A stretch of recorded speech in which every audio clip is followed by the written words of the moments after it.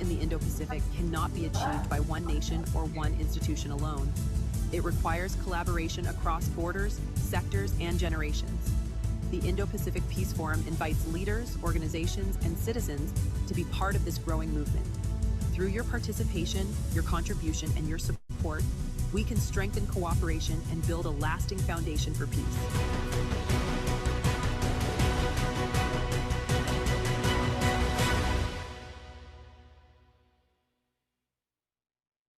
Alright, good afternoon. Selamat siang, mabuhay, magandang hapon, namaste, and warm greetings to everyone who joining us today from across the Indo-Pacific region and beyond. Welcome to the Indo-Pacific Forum. This is our third forum, while we actually have our monthly forum, and this is the third forum, the Media Forum. Previously, we already have our Youth Forum and also Women Forum, and today we're gonna have our forum talking about media. And this IPBF Forum is a platform that brings together leaders, experts, and civil society to promote peace, stability, and cooperation through dialogue and shared values. So that's why today we are all together here to have our dialogue and also discussion to discuss how to create peace in the Indo-Pacific region. My name is Muhammad Mahmudi. You can call me Mudi. I'm from Global Peace Foundation Indonesia as a person in charge for IPPF Subcommittee of Media. And today I will be your MC. And it's truly an honor to get you through this important conversation today on media, strategic narratives, and leadership for peace in the Indo-Pacific. And before we begin, I'd like to share a few important notes. The ground rules today to ensure a smooth and respectful session today. Please stay until the session ends to receive your e-certificate, and we will share the link at the end of the session. So every one of you who want to claim your certificate, please stay until the end of the session. And you can claim your certificate through two options. You can making a small donation to support these initiatives or sharing today's forum on your social media. So if you plan to share what's happening today's in this session, in this forum, feel free to take screenshots or short recordings during the session. And the next ground rules, please keep your microphone muted unless invited by us as organizer to speak, and use the chat or Q&A feature for questions. Later on, we're going to have Q&A sessions for the audience. And be respectful and professional, stay on topic and avoid spamming. And you may turn on closed caption for better understanding. For Indonesian participants, you can use CC feature to understand more because you're going to see the subtitles below your screen. Right. Now, let's start with a quick poll to warm up our discussion. So I have questions. Gonna share a polling so you can all together join our polling, interactive polling session. Okay, can we go to the polling? Right, so the question is, what do you think is the biggest challenge in today's digital information environment? So we have some options for you to choose. The question is, what do you think is the biggest challenge in today's digital information environment? So now you can see the poll on your screen. You can just choose which one do you think is the biggest challenge of today's digital information environment. So now we'll see on the screen, so far some of you and many of you, 98% answer spread of misinformation and disinformation. And so far we have 5% people said information overload and 5% limited digital media literacy among the public. Right, so we're still waiting for your answer. What do you think is the biggest challenge in today's digital information environment? There's a lot of information now. We are facing every day in the social media, especially in a situation of war like this, where there is a conflict in the Middle East right now. Somehow we don't know, right? Which one is true, which one is not true, and somehow now with AI magic one now like we also very difficult to differentiate between the real information, which one is created by AI, and and so on. So we're waiting for your answer. It's our interactive session. So um, you can see on your screen a question and some options. You can also type on your chat box. I also see here an answer. A yes, spread of misinformation and disinformation. As I mentioned, there's a lot of information that's not true, created by AI, which is not really true. And also B, somebody answer B, information overload. Yes, yes, somehow this situation makes us feel like also too much information. Even some moment we don't want to see any social media just to avoid so many informations there. Right. So most of you answer A and B, and also 5% I see it here. Limited digital media literacy among the public also become an issue. Wow, I see answer C from Mr. Yongjin Kim. It's lack of trust in media institutions. I think it's really interesting to discuss about this issue. I think our speaker today are also coming from media institutions, media provider. So I think today we're gonna hear some perspective and also insights from our speakers regarding to the media institutions. All right, so it's good to know that we have some baseline data today from our participants that we are facing some situations currently with the media and also digital environment regarding to how we can create peace if we cannot also create peace in the media and also the social media.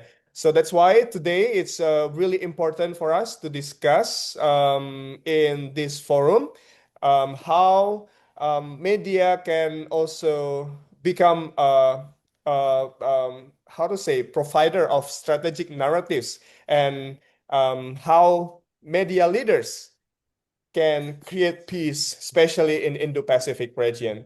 And to officially begin our forum today, it is my great honor to invite Dr. Markanday Ray, chairman of the Indo-Pacific Peace Forum, who to share his opening remarks and vision for leadership and peace in the Indo-Pacific. Dr. Ray, the floor is yours. Thank you very much, and good afternoon to everybody. Mr. Mahmoudi, I think you have started very good debate by putting this questionnaire. Can you hear me loud and clear? Yes, Dr. Ray. Okay, let me close this result so that I can see more people. I think it's a very good to start with the way you did it. But if I ask my answer to this one, most important thing is journalism has become a very negative journalism. I always want to see that it should be positive and developmental oriented journalism. When I read newspaper in India, I always find how much crimes, road rage, how much rape, how much people are victim, but they don't talk much, and that becomes more sensation. They don't talk about developmental and the local heroes and good work has been done in nearby, in our cities, towns, states, and the country. So perhaps things have to change to become, the journalism becomes more positive and developmental oriented. Thank you. Good afternoon, distinguished guests, speakers, panelists, friends, and my brothers and sisters of this region, Indo-Pacific. It is my great pleasure to welcome you to the March/April session today. And you all know that today is 1st April. You know this April Fool. I think we should keep in mind, and any humor we should not take it seriously that today is 1st April. We gather this afternoon under a timeless truth, Vasudhaiva Kutumbakam, which is very ancient ethos of India, that world is one family. This ancient Indian wisdom resonates deeply with the spirit of one family under God. And a shared belief that despite our differences in culture, faith, geography, color, race, we all are part of one human family bound by a common destiny. Last year in New Delhi, on 19th and 20th of April, at a prestigious venue of India International Center, over 250 leaders from across the region came together and adopted the Delhi Declaration, a clear 3 years roadmap and agenda for peace and security in this region. It called for a stronger dialogue, respect for international law, enhanced maritime security, and the development of vibrant blue economy, are grounded in the spirit that world is indeed one family. Yet today, we face a paradox. While our region leads the world in economic dynamism and innovation, it is also becoming a primary threat of geopolitical competition and information overload. In this environment, peace is no longer shaped by power alone, but by the narrative through which society understands and interpret one another. This is why our media forum today is so important. It can play a great role to build a good visionary leaders in this region. We will explore how media can move from being a passive mirror to an active, free force for peace, how responsible narratives, strategic clarity, and resilient communication network can help us navigate tension and build lasting stability. In this context, I am particularly pleased to welcome our speakers. Mr. Yunjin Kim will frame the responsibility of media in an era of geopolitical competition. Mr. David Ney, with his rare insider perspective from China, Global Times, will bring sharp strategic insight into the regional reality, especially the need for a clear-eyed deterrence and multilateral strength in the West Philippines Sea. And Madam Estrelita Neg Giuliano Tamano will show us how a strong communication infrastructure can ensure that truth, peace message reach every corner of our archipelago. Under this able moderation of Dr. Angel Ra, I am confident that tonight's conversation will not only deepen our understanding, but also inspire concrete action towards a more peaceful and resilient Indo-Pacific region.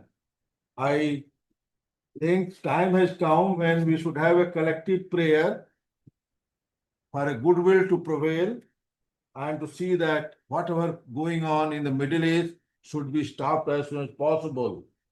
And there's nothing in this world that comes into being for its own sake alone. All created beings are created for one another. I exist for you and you exist for me. Hanging Ingam, the great philosophy of South Korea. And I will see that we will advance through these dialogues, we will advance a free and open Indo-Pacific, build connections within and beyond the region, drive region prosperity, foster Indo-Pacific security, and build regional resilience to transnational theaters. And this will happen only when media will be very strong, independent, unbiased, and help in selecting and electing a very good visionary leader in different country in this region. And you know that we have everything possible that this region can not only solve the problem of this region only, maybe this region will become the beacon of light for the whole world to address a global issue and problem and see that how we can protect our humanity from the scourge of war and from the scourge of differences and from the scourge of animosity, and we can live together as one family. With these few words, I thank you. Let us begin this important journey together. I am very confident that today's discussion will bring new light and new vision for the journalism to shape the leadership of Indo-Pacific region. Thank you so much. All right. Thank you so much, Dr. Ray, for your inspiring vision and for setting the tone for today's forum. And now, to guide us through today's discussion, I would like to invite our moderator, Dr. Ingil Ra, Secretary General of IPPF Forum, who will frame the theme and central questions for today's session. Dr. Ra, please. Thank you, Moody, and thank you, Dr. Rai, for that inspiring start. Ladies and gentlemen, distinguished guests, today we are not just talking about media. We are talking about the future of peace in this Indo-Pacific. Let me speak from my heart. Korea and Philippines share a blood shield bond. When Korea was almost crushed in 1950, when Chinese human wave attacks threatened to turn the entire peninsula communist, Philippines sent over 7,400 brave young soldiers. They fought and bled at Yultong without their Bayanian spirit, which I often emphasize on that spirit connected with Makatios, Makatao, Makakalikasan, and Makabansa. Today's Korea might not exist without that. So now Korea dreams of unification and shares, just Dr. Rai emphasized, Hong Ik Ingan spirit. What is that? It means to live and work for the benefit of all humanities. Philippines, with its explosive young population, its deep Christian and Muslim heritage, its breathtaking maritime resources, and its unbreakable Bayanian culture, stands as the sunrise nation of Asia.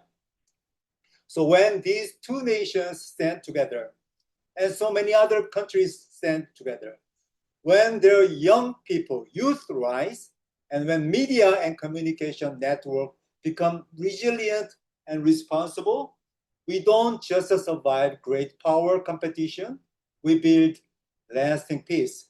That is why today's theme is so urgent. Let's begin. Today, we explore how media can move from fragmented narratives to shared reality, and how strategic leadership turns information into weapon for peace. First, the direction we must take.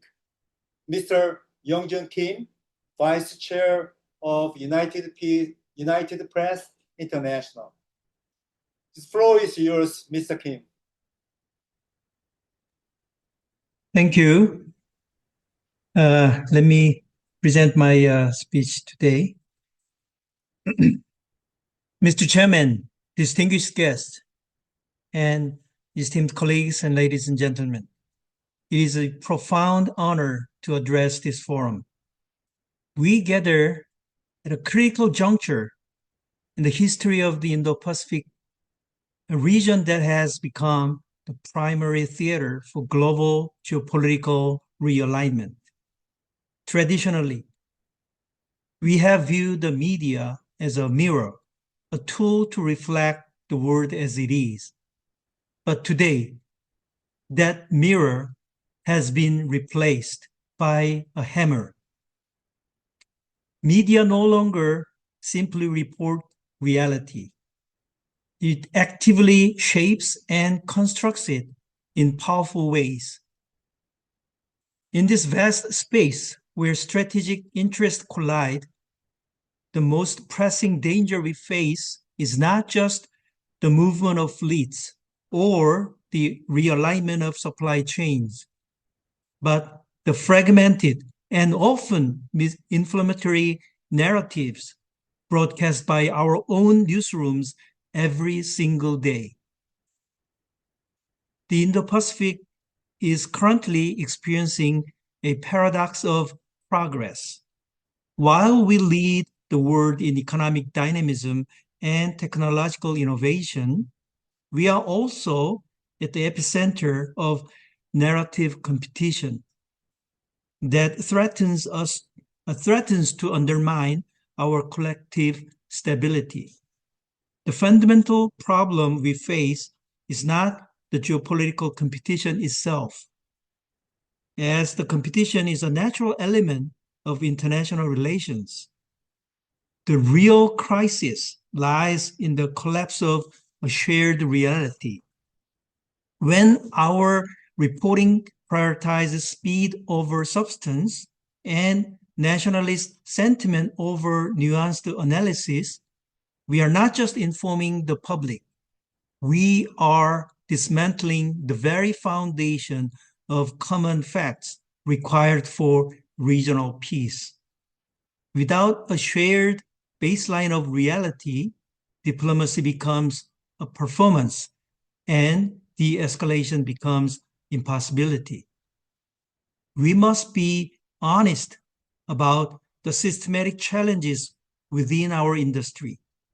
We have entered an era where immediate reaction often replaces careful verification. The digital rush to be first has systematically reduced the time available for a rigorous checking that once defined our profession. Furthermore, we are operating within a digital ecosystem that essentially incentivizes conflict. Algorithms are programmed to amplify engagement, and in the world of information, extreme views gain far more traction than measured, balanced analysis. This is collapse of shared reality in action. We have seen this play out in various regional crises across Asia, where a single unverified digital post or a mistranslated social media snippet can traverse borders in seconds, triggering a real-world protest or diplomatic standoffs. When these digital sparks hit the dry timber of historical grievances, the resulting fire is almost impossible to contain. We are witnessing the erosion of common ground upon which any meaningful dialogue must occur. This is not merely a professional failure of journalism. It is a significant strategic risk for regional security when media outlets treat geopolitical rivalry as a form of high-stakes entertainment or a zero-sum game. They create an escalation that is incredibly difficult for policymakers to reverse. Irresponsible irresponsible journalism is one of the most significant hidden costs of geopolitical uncertainty. Consider, for instance, the 2012 Scarborough Shoal standoff. What began as a routine maritime enforcement action was instantly transformed by nationalistic media on both sides into a existential crisis of national honor. Instead of reporting the complex legalities of maritime boundaries, tabloids and social media influencers used inflammatory language like invasion and betrayal. This created a political LinkedIn effect. Public outrage fueled by irresponsible framing stripped diplomats of the room to negotiate a quiet de-escalation. By the time the ink was dry on the morning headlines, the bridge for compromise had already been burned. In this cycle, the media did not just report on a crisis. It significantly constrained the possibility of peaceful resolution. To reverse this tide, we must reclaim our role as the stabilizers of our shared information environment. This requires a rigorous and disciplined shift in our professional standards. First, we must treat accuracy as our primary discipline, even at the cost of being second to a story. Being right must once again be recognized as more valuable than simply being first. Second, we must commit to providing deep context. Reporting a fragment of an event without its historical, cultural, and structural background is not just incomplete, it is a distortion of the truth. Third, we must recognize that our choice of language carries immense weight. The words we use have the actual power to either de-escalate a localized tension or ignite a regional crisis. Trust is not a gift granted by the public. It is a systematic output that we earn by being radically transparent about our sources, our methods, and our inevitable errors. However, individual excellence and professional integrity are no longer enough to save the integrity of the profession. The day of the isolated lone wolf newsroom are over. No single outlet, no matter how prestigious, can stand alone against the massive tide of coordinated propaganda and digital polarization that defines our age. The future of journalism lies in strategic solidarity. We must move from an outdated model by hyper-competition to one of collective resilience. This is not a theoretical or idealistic proposal.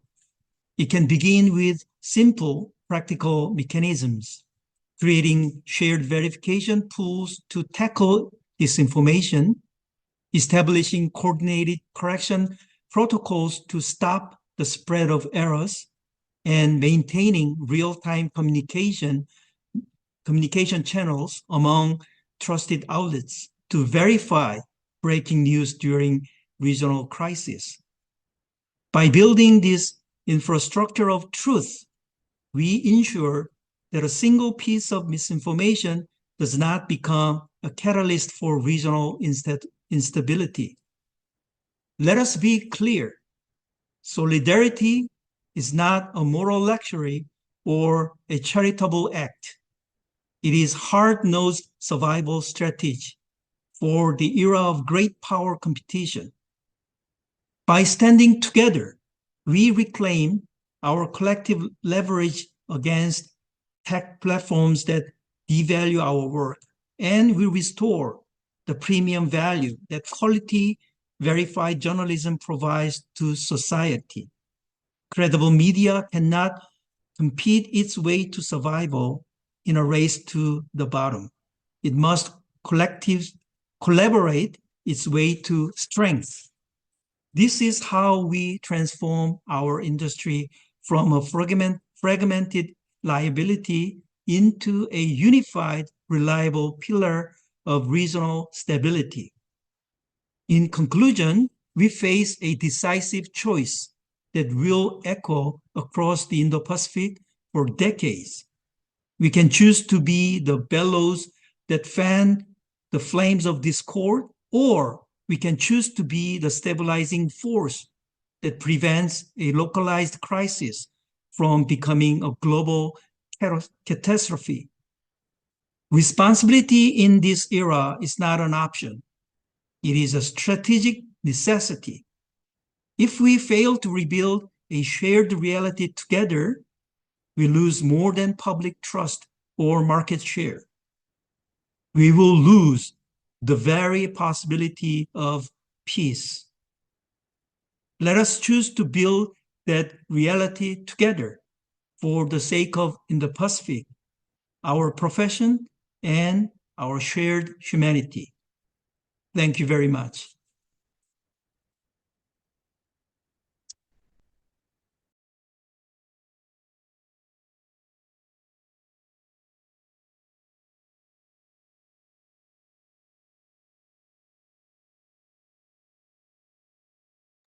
Thank you very much, Mr. Youngjun Kim. Thank you. Big round of applause, everyone.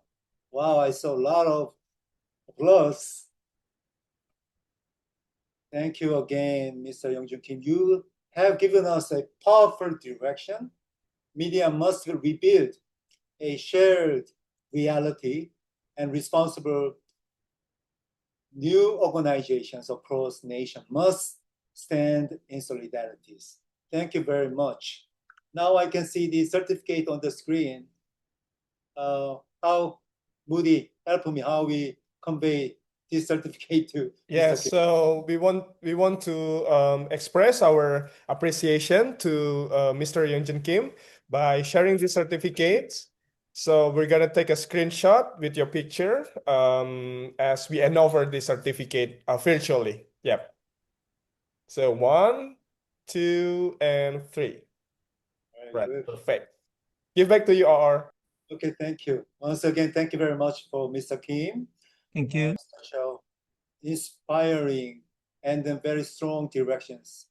So now let's see how that direction can be applied to in the most contested reality, the situation in the West Philippine Sea. David Nai, the floor is yours. Thank you very much, Joe.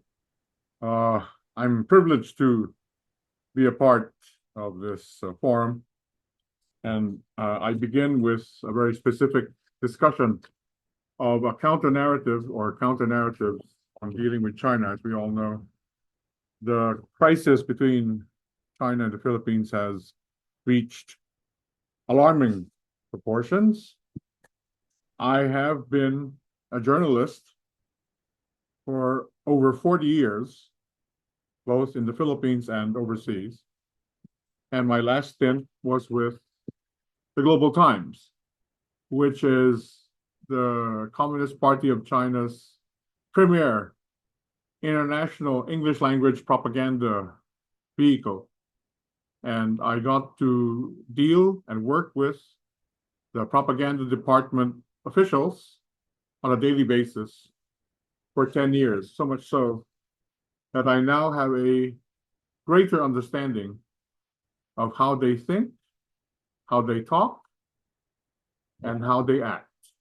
And with that knowledge and experience, I now share with this group this discussion on what I feel are some of the counter narratives in dealing with China's propaganda. Distinguished guests, ladies and gentlemen, the battle for the West Philippine Sea is often described in terms of steel and salt water. We hear the roar of engines, the piercing scream of sirens, and the heavy thud of high-pressure water cannons against the hulls of our brave Coast Guard vessels. But as we stand here in early 2026, we must recognize a more insidious front, a battlefield without physical borders, where the munitions are not lead or liquid, but narratives and algorithms. We're engaged in a struggle for the gray zone of public perception. For years, the face of this campaign was Ambassador Huang Zilin. His wolf warrior style, abrasive, confrontational, and often tone-deaf, became a staple of Manila's diplomatic circuit.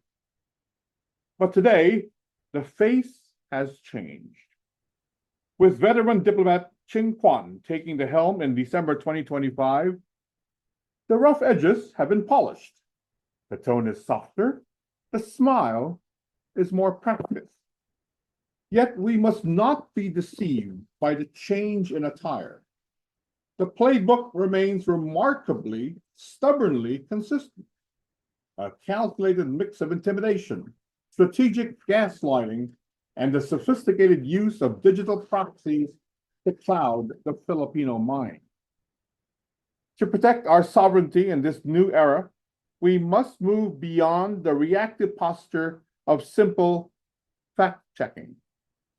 We must adopt a proactive, multi-layered strategy that treats information not as a PR concern, but as a domain of national security. If there's one thing that has truly frustrated the embassy's narrative machine, it is what the world now calls the Tariela effect. Led by Rear Admiral J. Tariela and the Philippine Coast Guard, we have pioneered the weaponization of radical transparency. By embedding journalists on resupply missions and releasing high-definition 4K footage of incursions within hours of their occurrence, we have stolen the initiative. Why does this work? Because it preempts the spin. When the Philippines releases footage first, we set the anchor for the global news cycle. It's exponentially harder for a foreign embassy to claim they were performing a humanitarian rescue when the world is already watching 4K evidence of their vessels performing dangerous, aggressive maneuvers. In modern diplomacy, an image is worth more than 1,000 démarches. This footage provides the legal and moral ammunition our allies in ASEAN and the West need to stand with us based on objective, undeniable evidence. But we cannot stop there. We must institutionalize their success. It's time to establish a national maritime center for strategic communication. This should not be the burden of the Coast Guard alone. It must be an interagency body, uniting the DFA, D&D, and the DICT, ensuring that every diplomatic protest we lodge is accompanied by a digital dossier of evidence made available to the global public in real time. We must make the truth unavoidable. However, the most dangerous part of this propaganda war is not delivered by foreign officials. It's whispered and shouted by local voices. Recent investigations in 2025 and early 2026 have exposed a troubling network of domestic influencers and political figures who function as echo chambers for Beijing. They peddle a narrative of fear that resisting incursions leads to nuclear war, or that the Philippines is merely a pawn in a superpower game. Our response must be twofold. First, we must expose the script. We need to publicly map the narrative synchronization between embassy press releases and certain social media accounts. When a specific phrase, be it American puppet or unnecessary provocateur, suddenly trends across multiple platforms simultaneously after an embassy statement, We must flag it for what it is: coordinated, inauthentic behavior. Second, we must strengthen our laws. Following the leads of Australia and Singapore, the Philippines needs robust legislation to monitor and penalize the foreign funding of domestic disinformation. Transparency in political lobbying and media funding is the best disinfectant for the proxies currently muddying our waters. If you are being paid to sell your country's narrative, the public has a right to know who is holding the receipt. As we navigate 2026, we're also facing a technological leap in cognitive warfare. We've already seen the deep fakes, the AI-generated video of President Marcos Jr. supposedly ordering an attack, and the synthetic news anchors spreading defeatist scripts. The DICT must deploy a rapid response AI task force to verify official government broadcasts in real time. Furthermore, every piece of official communication regarding the West Philippine Sea must carry a cryptographic watermark. If a video of a Philippine official doesn't have that digital seal, the public must be taught to treat it with skepticism. But technology is only half the battle. We must treat media literacy as national defense. We need to stop viewing it as a school elective and start seeing it as a survival skill. Filipinos must be trained to recognize the appeal to fear, the tactic where an external power exaggerates economic or military consequences to paralyze our national policy. Perhaps our most powerful counter-narrative lies in the reality of our future versus theirs. The propaganda often paints China as an unstoppable monolith, but the data of 2026 tells a different story. China is a superpower in old age. Its population has shrunk for 4 consecutive years. Its birth rates are at historic lows. As their median age climbs toward 41, they face the so-called 4-2-1 problem. That is, one child supporting 2 parents and 4 grandparents. The Philippines, by contrast, is a sunrise nation. We're entering our demographic dividend. We have a young, tech-savvy workforce that is the envy of the region. While China's factories grow gray and expensive, the Philippines is the emerging engine of Southeast Asia. We must frame their aggressive expansionism not as a sign of strength, but as a desperation move, a frantic attempt to secure resources before their domestic workforce collapses. And on the front of innovation, we must contrast ourselves as the innovator versus the imitator. Amidst the 2026 controversies regarding AI plagiarism and stolen models, the Philippines can stand as a sanctuary for intellectual property, a partner that respects the rule of law and democratic values. Investing in the Philippines means building a partnership. Investing elsewhere often means training your future competitor with your own stolen data. Finally, we must reclaim the good neighbor narrative. We should not shy away from our cultural ties with the Chinese people, but we must decouple them from the territorial aggression of their state. As Senator Ontiveros and others have rightly noted this year, an ambassador is a guest. We must strictly enforce the Vienna Convention. If an official uses language that intimidates our local leaders or interferes in our domestic policy, the persona non grata card should not just be a threat. It must be a credible consequence. Ladies and gentlemen, sovereignty is not just about the sand and the sea.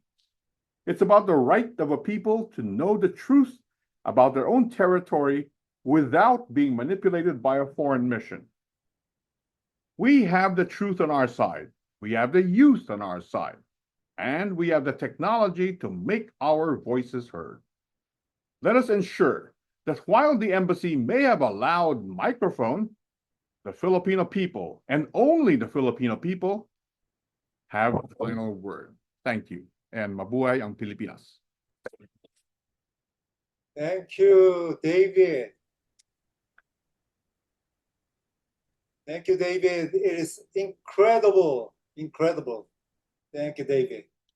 You took, from my observation, you took Mr. Kim's call for responsibility and turned that into a battle plan, the Tariel effect, right? Tariel effect.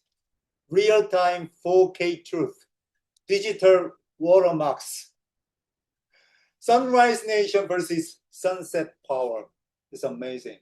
So I think Moody can help me to give, together with the Dr. Rai and myself, appreciation of certificate. All right, so here we want to present a certificate of appreciation to Mr. David for your participation today as a featured speaker. And maybe at Dr. Ray, let's take a screenshot for a moment, right? In one,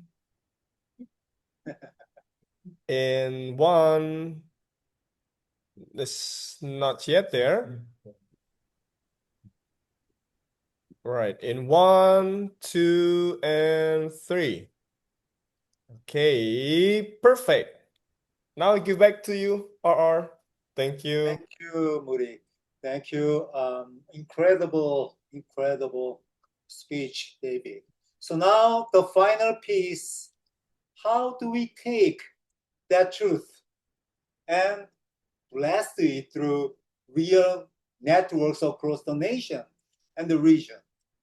Tita Neng, president of FICTA, the floor is yours.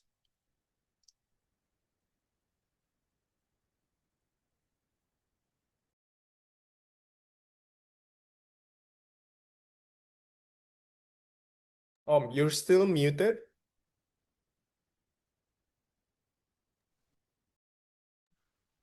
Wait.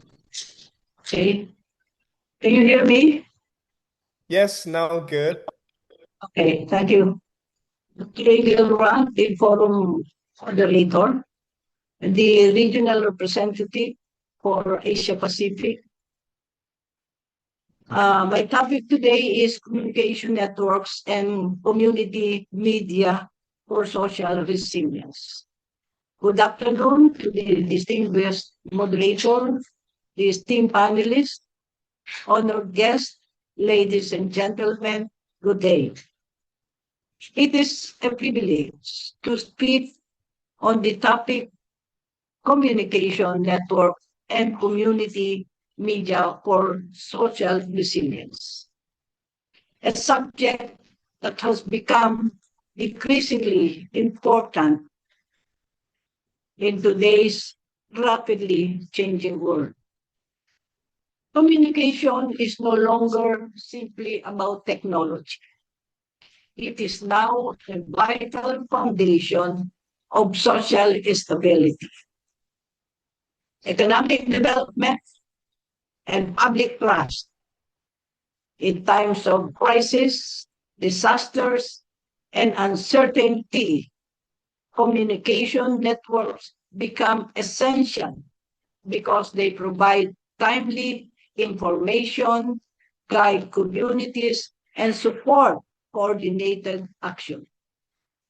As chairman of the Federation of International Cable TV and Telecommunication Association of the Philippines, FICTA, I have seen how communication infrastructure directly affects communities, especially in areas where access to reliable information determines how people respond, recover, and move forward.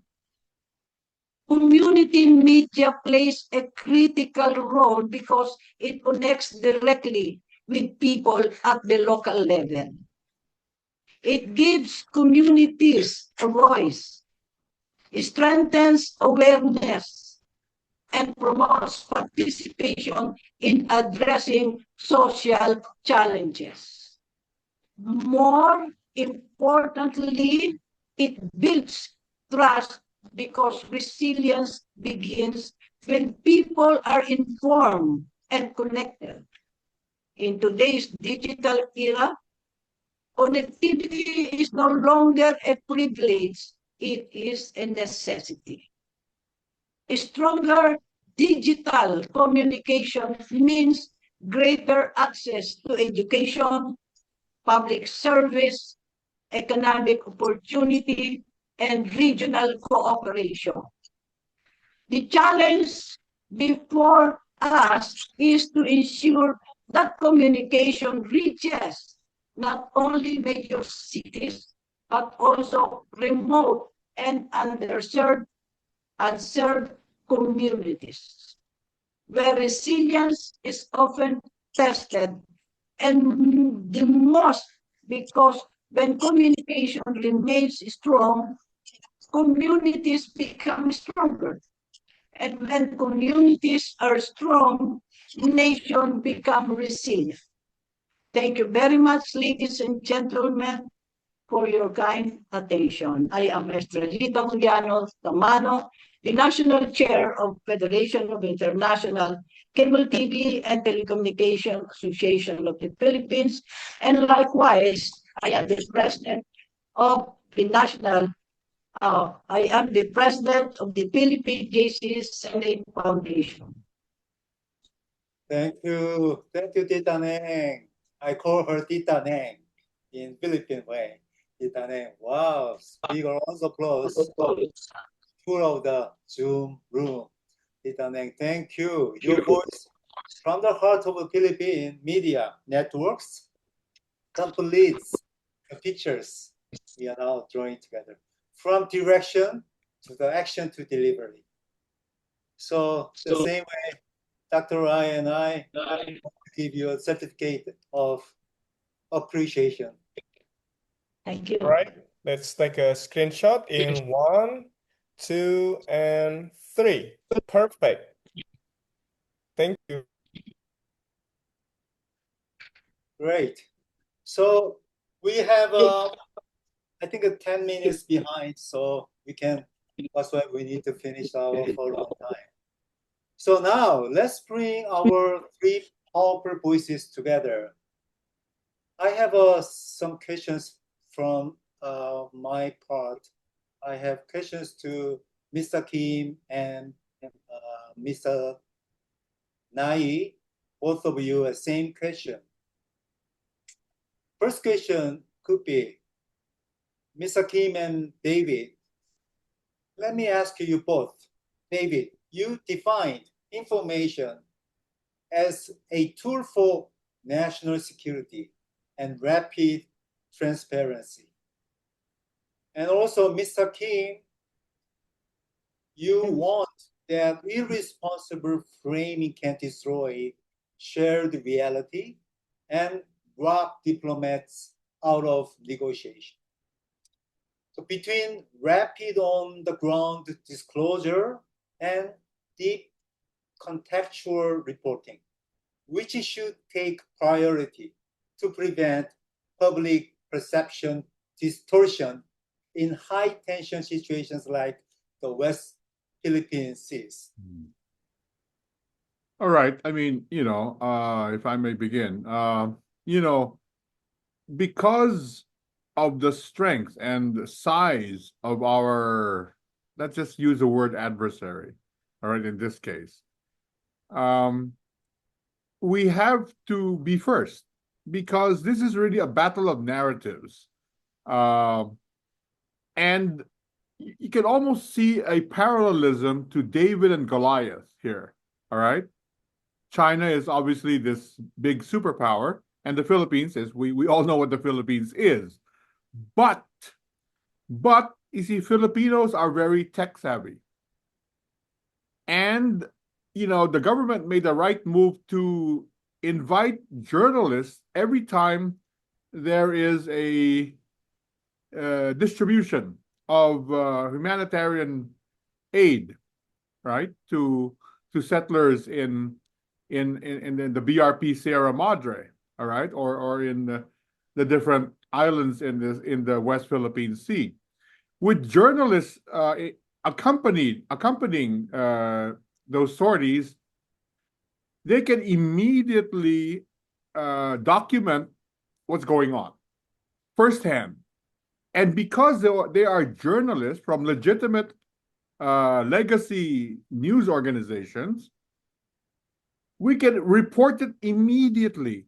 There is no problem with context because these are factual things. As Mr. Youngjun Kim correctly mentioned earlier, the problem is always who comes first. Should we come first, or should we first create a contextual account? This situation is both. There is a video, the journalists are there, and they are from legacy news organizations. They're not social media crackpots, okay? These are legitimate journalists with legitimate news organizations who are covering the event. So if we come out first, there is no way China can say, no, that's not true. Really? Well, the journalists who accompanied the sortie all saw it, all reported it, and they can independently verify with each other's stories. There is no problem. You see, independent verification is at the heart of good journalism. If you can independently verify it with various other credible sources, you're fine. And social media can talk all they want, because as Mr. Youngjun Kim mentioned earlier, there must be a network of reliable sources who can dovetail each other on a particular story. This is very important, and I totally agree with him. And this is exactly what the Philippine government is doing. You see, you must understand, and I understand this very well. I told you earlier, because I worked for the Global Times. I know how the propaganda communist officials think. And one thing about them is they hate to lose face. Let me just tell you right now, there are only two primary things important to the Chinese Communist Party. Let me tell you right now. You know, all these analysts are going around in circles. I'll just lay it on you very straight. The two primary things they consider most important are saving face, as I said, and second, material gain. That's what they're all about. Everything else is secondary. All right? So if you attack one or the other, they will feel the pain and they will be forced to make concessions. I've already said this time and time again. I said this in my Rotary speech, and I say it again in this forum. And I'm speaking from experience because I lived there and worked with them day in, day out for 10 years. I'm speaking from experience. I studied them very well. I was in close contact with them. And remember, like what I said in Rotary, after my Rotary speech, I was the only foreign editor who could not speak Chinese. All the other foreign editors spoke Chinese.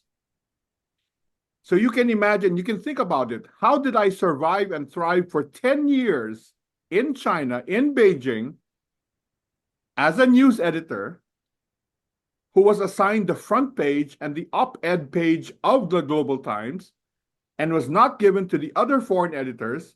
They insisted that I edit the front page and the op-ed page because they were the most sensitive pages for the propaganda department. How did I survive? You think, for 10 years. Why? Because I studied their thinking very, very well, and I was able to turn the tables against them. So much so that they needed me more than I needed them. That's how the Philippines should also approach China. China is not indestructible. Trust me. Actually, if you focus on your narrative and you get a bargaining chip which they need so badly, if you create a bargain, and it's not impossible, they will be forced to make concessions.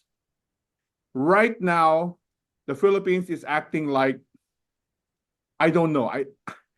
I find it very cowardly, actually. They must grow a spine. The Philippines must grow a spine because they should not have this inferiority complex. And understand this, in order to gain something good, you must sacrifice. There is no such thing as a free lunch. You must sacrifice. That is at the heart of gaining ground. If you don't sacrifice, you can just forget it. They will run roughshod all over you, okay? No pain, no gain. We've heard that line. We've heard that idiomatic expression forever. No pain, no gain. Well, you got to take the first step. The pain comes first before the gain and not the other way around. Okay, great. Okay, so no pain, no gain. And we heard from your rare experience in this world. You're working in the very deep inside of the Chinese global times. So much encouraging. So I give the same question to Young-Jun Kim. Well, I cannot agree more with David and I totally agree with you. And if I add a little more, I think that's why the media's role is really important, the responsible medias. In order to provide the truth with the speed, you have to build kind of credibility and gain trust from the public and be able to also generate responsible and capable reporters as well. So within the media industry, we have to build, with a high standard, true professionalism. And the content that you experience, you share, your 10-year experience in the global times, how the Chinese people thinking in order to gain what they want. But these kind of stories must be shared with the public, and especially the policymakers in the government, right? The media should give spine to them, but at the same time, media should educate, inform the public as well, so that not only the top policymakers and leadership, but the general public as well are united. And who can bring that unity together? That's the media. So the media should play the critical role at this critical time. So that's why I think having this conference is very important. And I hope, David, you can share this kind of information more to the general public through your writing or social media or whatever medium that you can have, so that general public, the more people can know, so that they are not afraid of Chinese, that kind of a strategy or threat, whatever. Right. Understand, Young-Jun, that I'm half Chinese by blood. My father is a pure Chinese person. He's from Shanghai. All right. But my father's family fled China before the takeover of Mao Zedong's forces. All right. So I have a very broad understanding of the Communist Party, both within the family and from my own professional experience. And I put it all together and I'm able to make sense of everything. I tried to be as objective as possible, being a journalist for over 40 years. And I put the pieces together, the facts together. And after that, I verify the information and I draw conclusions based on independently verifying all the facts and knowledge I've acquired over time to come up with an objective conclusion. Yep. Again, the truth is universal. It goes beyond the nationality and our emotions. So I think you are really taking a leading role and set a good model. So I really hope that not only Filipino people, but all the people in the Indo-Pacific area region can see what you're trying to do for the sake of peace and stability in this region. I really appreciate. All right. Thank you very Great. much. Thank you. So I want to have another question, especially David and Youngjun once again, before my question to the Dita Neng. My second question, both of you, is David proposed a whole of government digital dossier system, which I like it, while Mr. Kim called for strategic solidarity among Right. newsrooms and shared verification tools, which also very much necessary.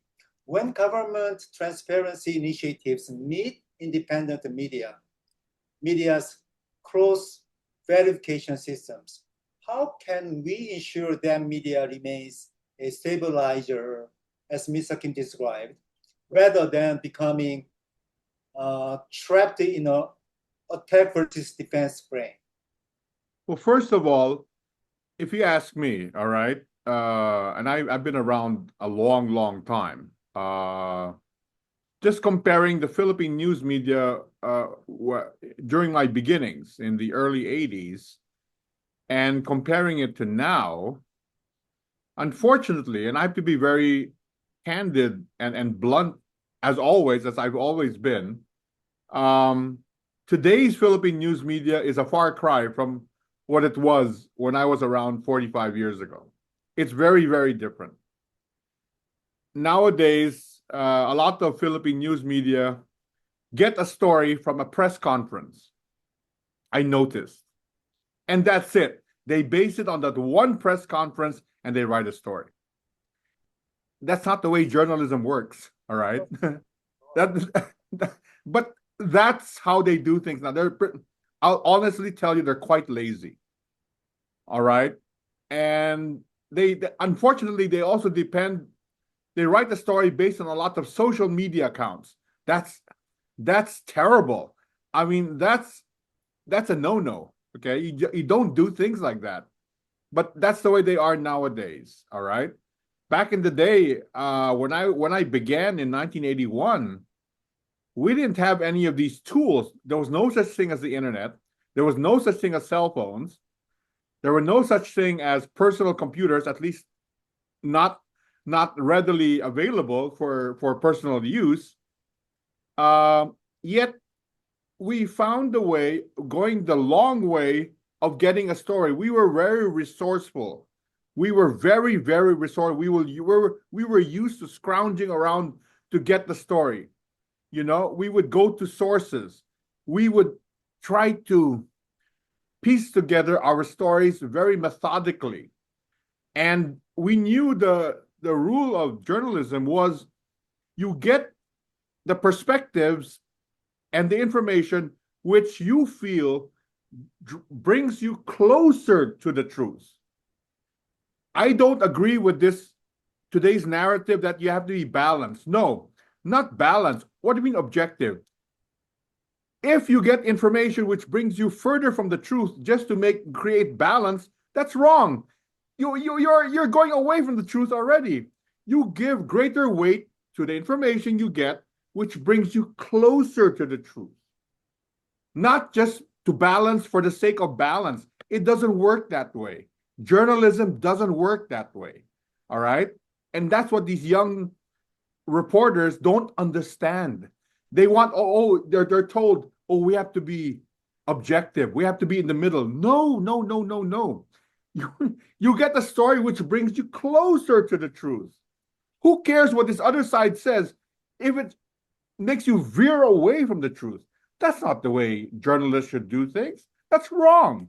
Okay, that's very, very wrong. And so,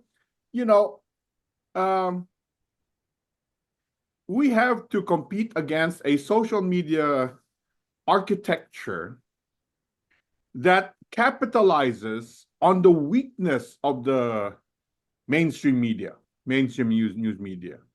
First of all, we have to strengthen mainstream news media by being a lot more selective on who to employ.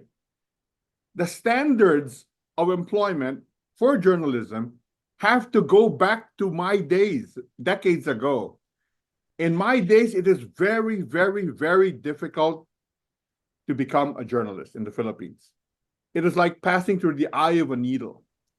Nowadays, I notice it's a dime a dozen, or there's just way too many of them. They think journalism is something glamorous. It's not. It's a lot of heavy lifting. It's tough work being a journalist. I tell you, it's a thankless job almost, you know. And many of my peers from the school I come from, with the Jesuit school here in the Philippines, were laughing at me for choosing a very difficult path when I could have chosen a more cushy career, being from one of the most prestigious universities in the Philippines. I said no, because there are things you have to do which are not easy and not convenient or comfortable. That's because we have a greater calling for the country and not just for ourselves. I think that's also one thing lacking in today's society, that everyone just thinks of himself, when actually you must do things for the greater good.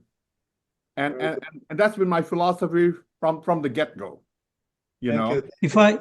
If I add a little bit, I want to kind of put things into more perspective. First, I think, as I proposed, the medias in each nation, the responsible one with a kind of high standard, they should work together so that they can, how to say, even economically, support their, business as well, because you have to compete with the social media, and, sensational things gather more attention, so you may lose your readers. But if you work together to really provide not just information, but kind of with the right sense of direction and proper kind of public education, content, then I think the media should regain the trust.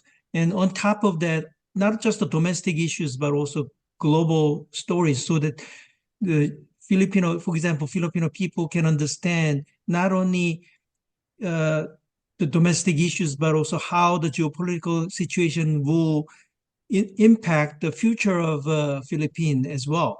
So that if we can create that kind of a collective work together or some kind of a coalition, then it will be great. And UPI is willing to work together with Filipinos or Indian media as well. And another thing is we should work with the university to raise good future journalists. The media department, I think we should work with them so that they can have real-time experience at the newspaper company or media company, so that they understand what kind of quality, what kind of personality is required to be a good journalist. It's not just making money or look fancy. No, it's really, as you said, it's a hardworking, really even risking your own life sometimes, right, to reveal the truth, right? So that we can cultivate the proper culture of a journalist from the early beginning to working with the university, and build the international coalition as well. And also we need to work with the, I think, business people as well, so that they can, support media company financially, not to, distort the stories about themselves, but to really provide important information to the public. If the business can understand, recognize that kind of importance and support the media industry and working together, I think that we can overcome many, challenges as well. So I think this kind of thing we need to discuss further. Thank you. Right, great. So I'm gonna ask Tita Neng, as she is representing all the networks in the countries. So Tita Neng, as I promised you earlier, Youth Voice, many speakers, yourself, emphasize on the role of the youth, young people in the Philippines and this Indo-Pacific. So Youth Voice on social media are loud and passionate, but they can also fuel polarization. How can strong community media and cable networks channel that energy to constructive dialogue instead of division? Tita Neng. The energy in social media is actually the strength of this generation. Their voices show awareness, concern, and willingness to participate in issues that affect society. The challenge is not to silence that energy, but to guide it responsibly. This is where community media and cable networks play an important role. Unlike social media, where information often moves very fast without enough verification, community media can provide context, balance, and credibility. It can help young people understand issues more deeply rather than react only to headlines, emotional content. Community media should create more spaces where young voices are held in a responsible way through discussions, local forums, educational programs, and content that encourages critical thinking. At the same time, we must strengthen media literacy, especially among young people, so they learn how distinguish facts from misinformation. Because when young people are properly informed, their passion becomes a force for dialogue, innovation, and social responsibility instead of division. Great, great. This is very important to strengthening the voices from the young people. So we opened questions and answers to the. We open the floor. So before we collecting all the informations, maybe I can ask three of you very briefly. You can answer very briefly. If three of you were to give one concrete, actionable recommendation to policymaker and media leaders today, what would it be? Maybe Madam Neng, you go first. Yes. My strongest recommendation is simple. Communication policy must always include the communities that are often left behind. Resilient communication networks cannot focus only on major cities or commercially attractive areas. We must also strengthen connectivity in rural, remote, and unserved, underserved and deserved communities, because these are the areas where communication becomes most critical during emergencies and social challenges. This requires a stronger partnership between government, regulators, private providers, and local communication operators. Policy should support smaller and community-based providers because they often serve areas where larger systems do not easily reach. Right. At the same time, investment must focus not only on expanding infrastructure, also on making communication affordable, reliable, and sustainable. Because true resilience happens when every community, regardless of location, has access to trusted communication. Okay, thank you very much. So same questions to David, if you want to. Well, thank you. Yes, I've said this for many years, that at the heart of good communication is the discipline of the use of language. The problem in the Philippines fundamentally is there is no discipline in the use of language because Taglish is not a language. I hate to be so blunt, okay? Let me be very blunt. I have been against the use of Taglish for the longest time because it creates misunderstanding, for sure. Because, for one, Taglish, being a non-language, has no syntax, has no discipline in grammar, has nothing really. It's really up to the user on how to use it. It becomes free for all. It's not a language. I don't know what it is. I can only compare it to ghetto speak in New York, in Harlem and the Bronx in New York. Okay, it's jargon. It's jargon. That's what it is. It's not a language. It's jargon, and that's the fundamental problem. So I think the government should improve education, first of all, fundamentally, to make sure that there is a greater a commonality in the use of formal language, the way it used to be in the Philippines decades ago when I was in shorts in grade school. Okay, when they would run after you if you didn't speak correctly outside of the classroom, where the teachers would run after you on campus and fine you. Okay, I mean, I remember those days. Okay, and so people are wondering, for example, why do I sound like an American, for example, when I'm a natural born Filipino and I never studied abroad? For example, I never studied abroad. I studied entirely in the Philippines. Understand that. But it's called discipline. That's what I'm saying. If there is a discipline in the use of language, then there is no miscommunication. And it starts there.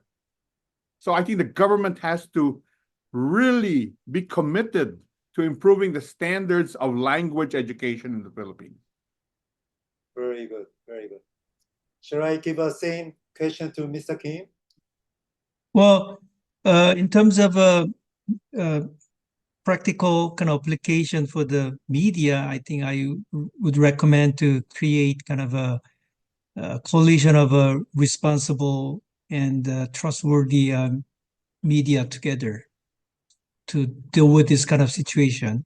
And second proposal is to the especially young people watching this forum, I completely with David that the young people should discipline themselves to see the reality or whatever happens around them or abroad, and how they understand what's happening is really depends on their perspective and analytical kind of skills. It requires a certain discipline. If they can discipline themselves to really trying to understand the bottom of it and also be able to express what they think in the right and proper languages, I think then they can really be a successful individual in any field they may go. That kind of a personal discipline, I think, is the key for the success. And that if we have that kind of a individuals in our society and nation, then that nation will be very successful and prosperous. So that's my recommendation. Thank you. Very good. Wonderful insight from our speakers. We are now open the floor to our audience for the next actually 10 minutes, but we are already 10 minutes behind. So how maybe in 5 minutes we can pick some of the important questions from the floor. So Moody, can you help me to bring some of the questions if they have to the Right. So, right. Thank you, R. So once again, I want to invite every one of you here, the audience, to ask your question. You can just drop your question in the chat box, or for those who want to ask directly to our speakers, please raise your hand. And we have questions are on the chat box. It's a All right. So from your experience, how can media stories can help people from different regions understand each other better?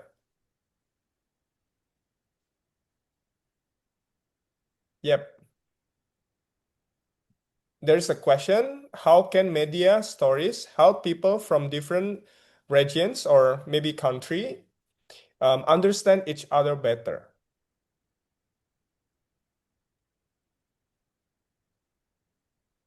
Yep, I give to all of you who wants to answer this question. Whoever want to respond this question, you can freely talk.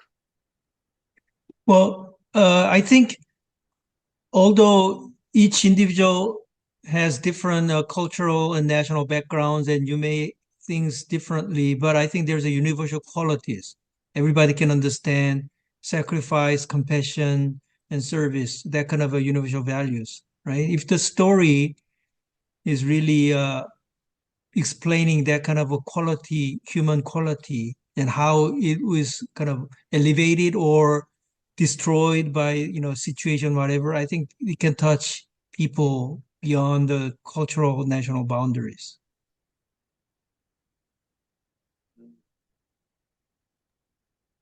Yeah, I think that is correct, but I may add that I don't know. I still believe that everything in life has to be regulated. It cannot be free for all. Free for all is not democracy. Free for all is anarchy. Okay, and I think there's a fine line between democracy and anarchy. I think many people mistake anarchy with democracy. That's wrong. So I think, for example, as I said earlier, the use of language must be common, especially for news programs. They mustn't be allowed to turn news as entertainment. News is not entertainment. So again, the line must be clearly drawn between editorial and entertainment, just like things were back in the day. And never the twain shall meet. In other words, they should stop turning newscasts into tabloid fare. They should not allow that, actually. It should be banned, if you ask me. All right? And that comes with that training and a stricter selection of people who can be with newspapers and who can go on the air. Again, it goes back to standards, and we must relive those standards we enjoyed in the past. I know that doesn't sound very popular, but if you really want to create a better country and a better world, then you have to enforce certain standards to achieve that. There is no shortcut. I've always believed there is no shortcut in life. All right? You follow the straight and narrow path, and that's still the best way. It is good then, it should be good now. Yeah, I agree. I just want to emphasize one point. We really encourage kind of a, merit-based kind of a society, and personal integrity, as well as, achievement should be earned, not given freely. So if we encourage that kind of culture and standard, and if the media reports that kind of stories, I think that will help, especially young generation. And also another thing I forgot to mention is that I talk about the universal quality, but also there's a very unique kind of cultural stories or situation that each nation has. If media can explain or report that kind of stories, then it will also help other, people from other country can understand the other country. So media should do that kind of work, so that we can understand we are human beings, so we have a common universal foundation, but at the same time there's a uniqueness, so we can appreciate each other's commonality as well as the uniqueness. That's true. That's true. It's amazing. So, Woody, we have one more question. Final. Yes, we have one more question. How can we understand about media languages every state in sharing the news to public? How can we understand about media languages every state in sharing the news to public? Study hard.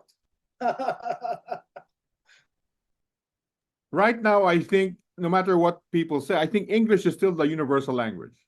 I mean, correct me if I'm wrong, but I think English is still the universal language.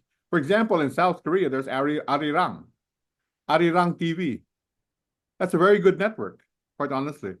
I've been watching Arirang for many years. and I enjoy Arirang. Okay, it makes me understand South Korea more. At the same time, Arirang provides excellent reportage within your regional context. So it makes understanding South Korea and the Korean condition a lot better, because you are close to the action, and therefore we see that closeness, something which we cannot see from afar. So we get an additional perspective from you, and that adds to the understanding. And that's great. I mean, so yeah, I mean, right now, I guess, I think we'll have to stick to English as a universal language, which binds all countries. You know, I mean, I think all countries, quite honestly, have at least one English channel and one English newspaper. I think. Correct me if I'm wrong, but that's my experience, having worked in several countries around the world. As I said, even in China, there are several media avenues in English. There is CGTN, there is Global Time, there's People's Daily, and there are others. There's so many English language media in China, you know, because they want to reach out to the world. So they understand, they're tacitly admitting that you can't reach the world unless you speak English. So let's go that way. I mean, that's the way things are. That's life, okay? I agree, but there's a one danger, I think. If the English is not their mother tongue and the nation use English media to introduce their cultural news story, but I think economically, financially may not be so viable. So many times government is funding. So it could be a propaganda machine. So you have to be careful. That's why I think UPI also trying to do what we are doing, especially for Korea and in America. We already started open kind of a pages that we select very important news from Korea and translate into English and introduce to the American public so they understand not only just K-pop or these kind of fancy stories, but actually what's going on in Korea. That's you know, right. what kind of problem they're facing and how they're trying to solve it, these kind of stories. But now at the same time, we are trying to open new channel because Korean people do not really understand what's going on in America. So we trying to provide, balance the stories so that the other side of the stories that legacy media like Washington Post or New York Times or CNN doesn't cover, so that the Korean people, general public, and especially media people can see, holistic stories of what's going on in America. So if we can do that in the Pacific, region as well, so that let's say Filipino people wants to understand what's going on in India, but there's no way for them to understand, their language or English. Then if there's a media kind of company or coalition working with the media in India and provide a more holistic stories and translate into dialogue the Tagalog language for the Filipino peoples, then people can understand what's going on in India and vice versa. That's Well, I think has to media's be, role. it has to be Yeah. reciprocal. Of course, it has to be reciprocal. It's Right, always right. That's what I mean. Yeah, both sides. So that I think that's the media role. I think UPI is trying to build that kind of coalition and the service for the people all over the world so that they know or understand, what's going on, more holistic, view. Yep. All right. Okay, so Tita Ne. Our experience in the TV association, like for instance in my city, my sister, where I played my cable TV system, like Indian family, they always request us to add in our channel is the Indian channel. My problem is I have to pay for the equipment and the donor box. Then there are only two families in our city, two Indian families, and they will request for one Indian channel. And also at the same time, there are Malaysians who come to our city as a consultant of one of the company, and we also request for Malaysian channel. So what can we do? So we have to provide whether we like it or not, because they keep on asking. So we have to provide them one channel that they request. But the Chinese, we have several Chinese channel. Then I realized there's so many Chinese channels. There are like a story, teleserye like that. So I have to add additional several, I think, 4 or 5 Chinese channel. So with that, you can see, unlike Korean channel, everybody is very attracted to the Korean telenovela, and it is very popular in the Philippines now. For example, like I agree that the universal language is still English, and then Philippines was the one who spearheaded the the ASEAN Philippine JC Senate, uh, Philippine JCI International Senate. The Philippines is spearheaded to organize the ASEAN. So there are, we have a member which I am now the vice president for the Philippines, and our president is from Malaysia. And so we gather together every quarterly, and then right there and there, their language, the Indonesian language, the uh, Malaysian language, the Thailand language, and all that. But still, we all speak in English. Nobody is interested to speak Tagalog. Nobody is interested to speak Malaysian, Vietnam, and all that. So I think it is really very hard to have all this dialect in one channel. That's the problem. If I may make an observation, right, about Philippines. One, I think they should stop dubbing international programs, and to get into subtitles instead. What am I saying? If you're going to import a program, a show from the US, run it in English, in the original language, and put subtitles in Tagalog. That way, they get to learn English, and at the same time, they understand the show because all the subtitles are in Tagalog, right? Filipino, right? Yeah. Don't dub, because when you dub, you change the culture of the dialogue of the script. Let the original soundtrack run and put subtitles in Filipino. All right? Secondly, second observation. In other countries, and I told you I've lived in several other countries. For example, in Singapore and Malaysia, there are 4 channels with 4 different languages. In other words, each language has exclusively the use of one language. There's a Chinese channel, there's an English channel, there's a Bahasa channel, and there's a Hindu channel. And they do not mix languages on each channel. One channel, let's say in English, the whole programming is all in English. Same thing with the Chinese channel, the Hindu channel, and the Bahasa channel. That's one thing I noticed. In the US, for example, they now have Telemundo and all the Spanish language channels, right? The whole day, it's all in Spanish, not English. There is no mix of languages. It's only in the Philippines that it's like, okay, my head is exploding because I don't understand half the things you're saying anymore because you keep on mixing languages, okay? You know what I mean?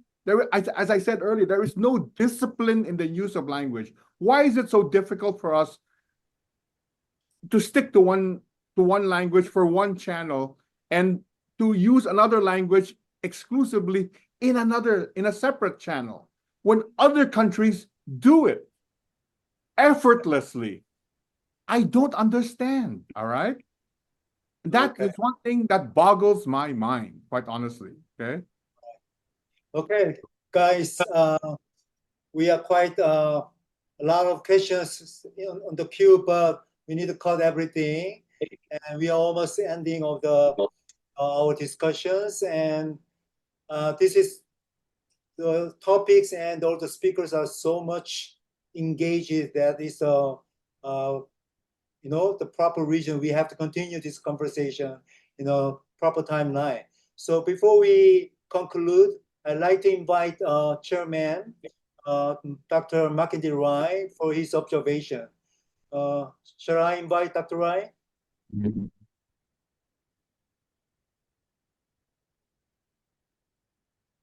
Thank you. I hope you are able to listen to me.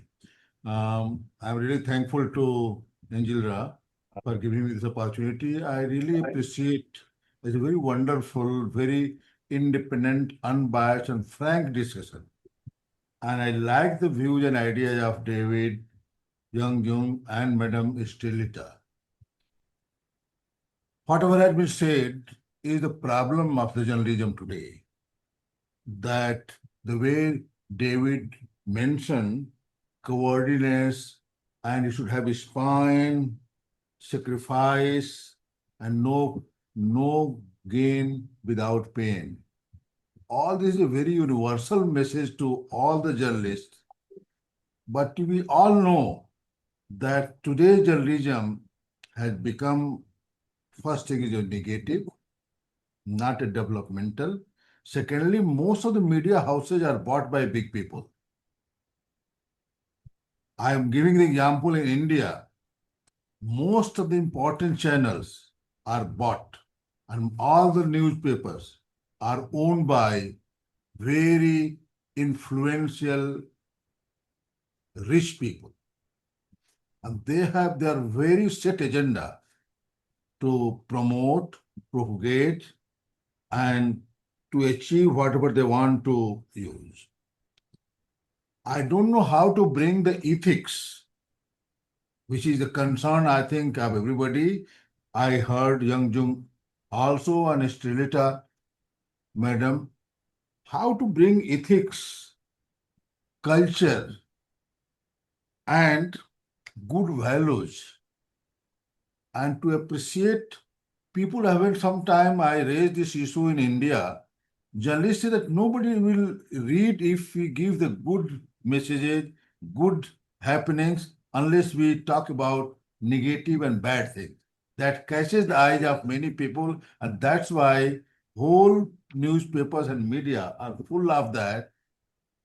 And I every day feel that I should stop reading and watching and listening to, because I feel little bit depressed, demoralized when I read the newspaper and see the media in the morning. Fight is going on. Some ladies have been raped. There are some accidents, and many people have perished. All sort of things. Somebody be robbed.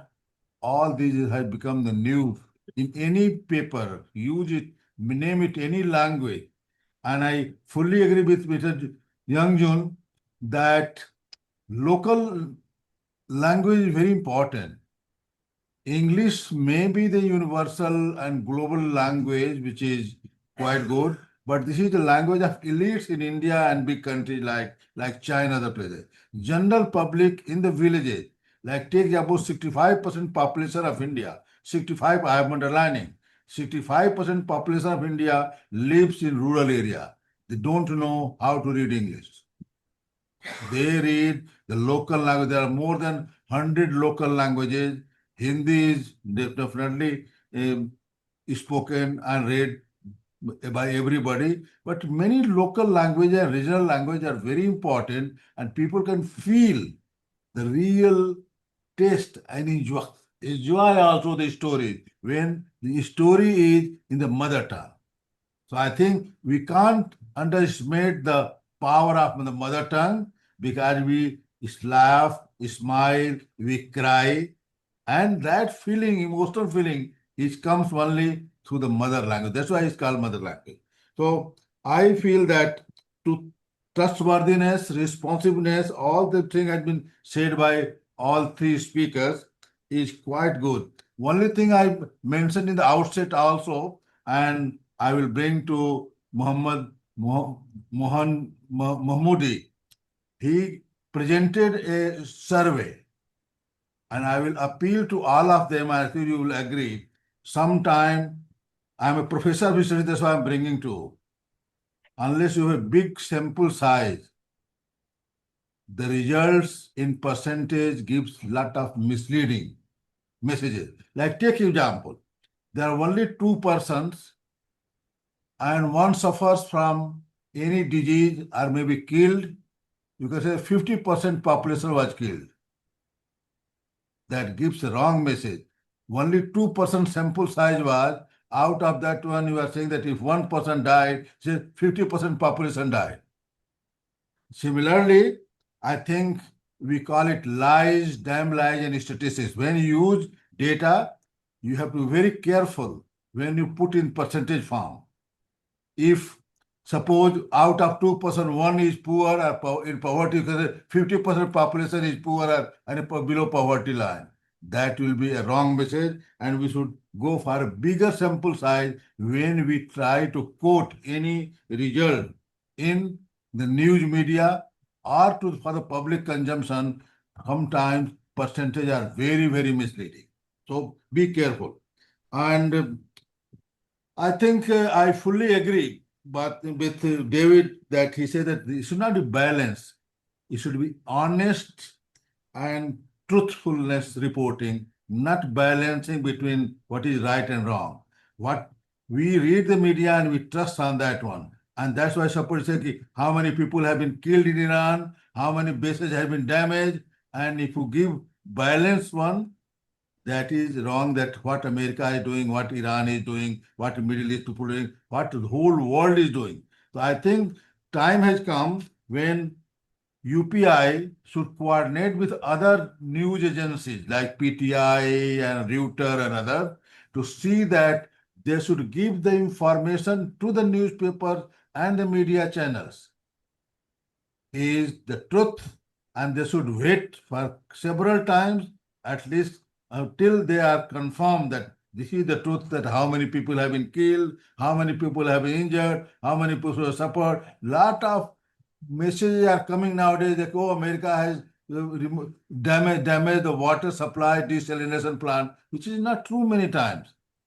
It is unhuman because some cases, human rights cases can be done in the International Court of Justice if some country will do such of a thing. So we have to be very careful reading the media, and I'm sure this discussion will bring a new dimension how we can create Indo-Pacific region, a peaceful region with a good, healthy media coverage, and to create a good leader in this region who can believe in the truthfulness, public oriented, and development oriented.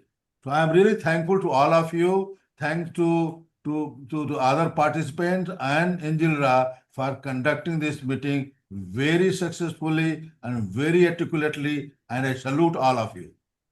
Thank you. Thank you, Dr. Ryan. Thank you, Mr. Youngjun Kim, Mr. David Nai, and Madam Tita Neng. So what we have witnessed today is truly powerful, right? So Mr. Kim gave us the direction. Media must become the stabilizer of the shared reality. David showed us how to turn that direction into concrete action in the most challenging region, challenging waters in our region. And Tita Neng reminded us how these actions become real when they flow through strong, resilient networks that reach every corner of our nation and region. So thank you, everyone, to the here, particularly so many, I understand so many university students are participating today. So young people, Philippines, and as David emphasized, you are sunrise generation. Yes. Young people of Korea, India, everywhere, Indonesia, entire Indo-Pacific. Future is yours to shape. So this is not the end of discussion. This is the beginning of a new chapter of Indo-Pacific peace through media solidarities. Thank you once again, everyone. And this concludes our panel discussions. Back to our Thank you. energetic MC Moody. All right. Thank you, R, for moderating today's discussion. And thank you all speakers, Mr. David, Tita Neng, and also Dr. Rai, and also Mr. Yurjin Kim. Very pleasure to listen to your discussion today. And it's really fruitful and very insightful, giving us insight on the media, how we can create peace through media. And now we have a final poll. We just talked about a concrete action just now. So now the question is more on what's next after listening to our today's speakers discussion. What action is the most important to strengthen responsible media and peace building in the Indo-Pacific? We have some options. Strengthening ethical journalism standards. Just now we're also talking about using a formal language, ethical also for journalism, and also improving digital media literacy, building cross-country media collaboration, strengthening regulations for digital platforms, and encouraging responsible content creation for individuals. Wow, it's seems like average results. Now we have 30% of you answering option A, strengthening ethical journalism standards. And 21% says improving digital media literacy among youth. Yes, we already discussed on the panel discussion that youth is also really important. And also 70% choose building cross-country media collaboration. 40% encouraging responsible content creation by individuals, and 12% strengthening regulations for digital platforms. Right? We're still waiting for your answer. For sure, it's really pleasure to interact with you, all of you, audience, in this polling quiz. Right? So I think thank you once again for your participation in this polling. Next, we gonna invite you to watch a short video from the IPPF committee. Excellent. Very good survey.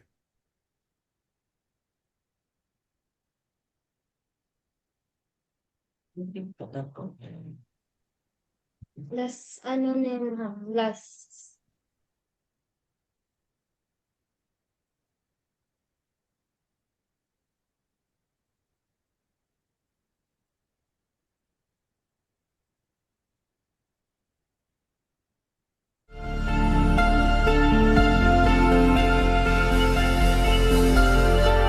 The future of peace and prosperity in our world may well be shaped in the Indo-Pacific. Across this vast region, cooperation and dialogue are essential to building stability and shared prosperity. But meaningful dialogue requires leadership and collaboration. Inspired by the vision of the Korean Dream, leaders are working to promote reconciliation, cooperation, and peace across the region. The Indo-Pacific Peace Forum connects leaders, empowers young changemakers, and builds partnerships that strengthen peace and cooperation. But this work depends on people who believe in a more peaceful future. Your support helps expand this growing network for peace. Join us. Support the Indo-Pacific Peace Forum. Together we can build peace across the Indo-Pacific.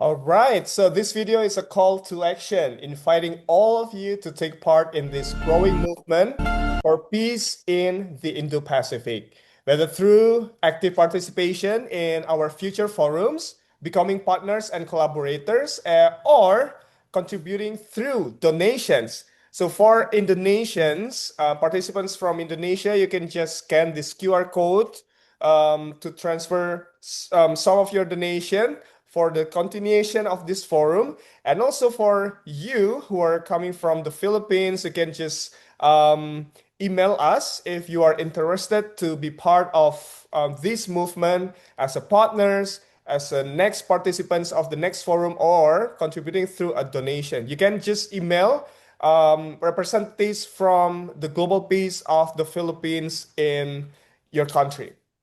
And for sure, your involvement matters in shaping a more peaceful and connected region.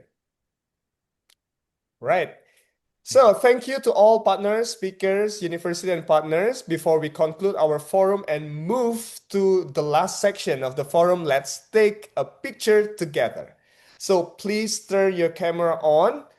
We're gonna take some shots of your picture.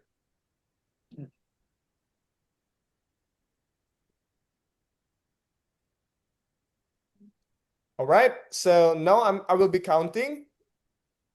So just stay to your pose in 10 seconds.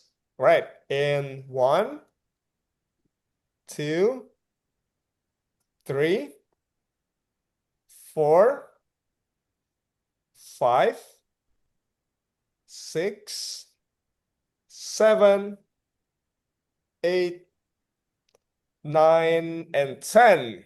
Perfect. All right, and thank you once again, everyone, for staying with us until the end of this meaningful session. Before we officially close, I want to inform once again, for you to claim your e-certificate, you can just use this link, bit.ly/IPPF-April. As mentioned earlier, you can claim your certificate through a donation or sharing your experience today on the social media. Please make sure to enter your correct email and check your spam folder as well, because we will send the certificates automatically to your email once you finish and complete the form. Right, and we will still open the form until next 10 minutes after this session close. So you can just stay in this room if you have any questions regarding to the how you can fill out the form or how you can receive your certificates in the next 10 minutes, because we will still open the room, so you can we want to make sure that you also earn your certificate after the session. And we don't want to respond any claim of certificates after the session ends. All right, so finally, we would greatly appreciate your feedback to help us improve our future forums through this form and claim of your certificate. And now I'm Moody, your MC today, and also person in charge for this media committee of the IPPF forum. Thank you for your participation, and let us continue working together for peace in the Indo-Pacific. See you in our next forum. Have a wonderful day. Bye for now, everyone. Bye, everyone. Bye. Thank you.